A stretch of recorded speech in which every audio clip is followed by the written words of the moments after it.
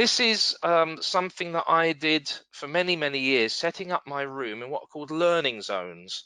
So this is to foster independent learning so that the brightest students in the class can just get on with their work and the weaker students can come to me at the tuition centre.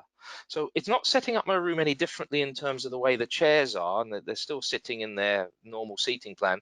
But what I did was, if a student, I did some examples on the board, obviously, and teach the thing, but not as many as I used to. I kind of did about half of what I used to, maybe just 20 minutes maximum for a kind of new topic. Or revision, this is great because you can just go straight to a tuition centre. And I said, right, no hands up.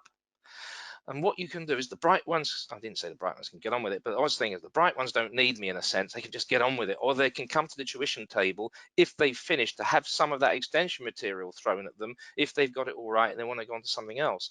But they could come to that tuition centre at the back if they were stuck. So I was working like a private tutor while everyone else was working at their own pace. The ICT zone was laptops. Now, and I know a lot of students aren't allowed to use these in lessons with MathsWatch, but you could have some sort of ICT device for independent learning so they could pick up something.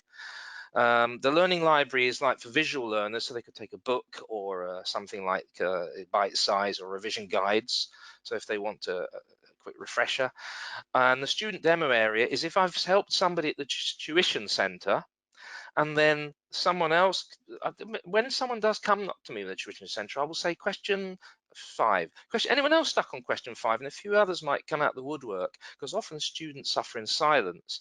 And so what happens is I'd work with 3 or 4 of them, and then they'd go back, I'd try the question, give them a different one, and see if they could do it. If someone then comes up to the tuition centre later and is stuck on the same question, I will then refer one of the ones that I helped, probably the weakest, to go to the student demonstration area where there's sugar paper and that's the kind of teacher's desk and the board, and then they can help someone else because I've helped them, and it frees me up for a different question, and I listen in, and if they can explain it to the new student, the one I helped earlier, kind of empowering them, then they must have learned it. So that's formally what the zones are. I've been doing that for about 10 years, up to last year, and for A level it's cracking as well.